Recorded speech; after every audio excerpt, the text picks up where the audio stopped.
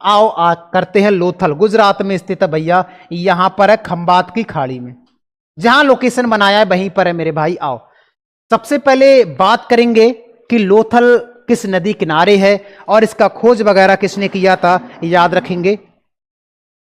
सबसे पहले नदी देखते हैं किस नदी किनारे है। नदी का नाम आएगा तो भोगवा नदी का किनारे, भोगवा नदी किनारे स्थित है मेरे भाई लोथल।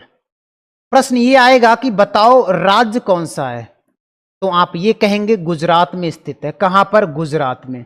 गुजरात ऑप्शन में नहीं आएगा तो खंबात की खाड़ी ऑप्शन में आएगा।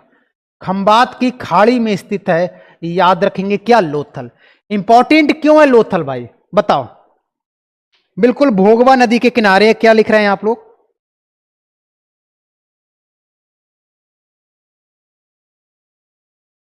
ठीक है। इसकी खोज की अगर मैं बात करूंगा तो एस आर राव के द्वारा खोजा गया था। लगभग ये बात है 1954 ईस्वी की, 54-55 की बात है, खोजा गया था।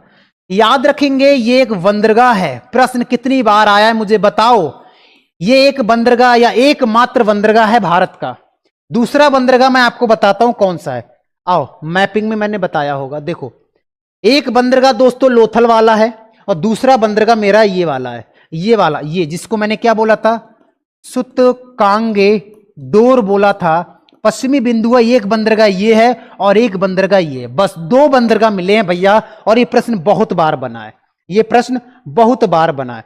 बंदरगाह आ जाए या आ जाए मेरे भाई गोदीवाड़ा या गोदी यार्ड आ जाए, गोदी यार्ड बताओ हड़प्पा का, या हड़प्पा का पत्तन मुझे बताओ, है ना, या बंदरगाह मुझे बताओ, या हड़प्पा का पोर्ट मुझे बताओ, कौन सा है, तो लोथल है। कौन सा है मेरे भाई, लोथल है। और यहीं से चावल के भी साक्ष्य मिले हैं।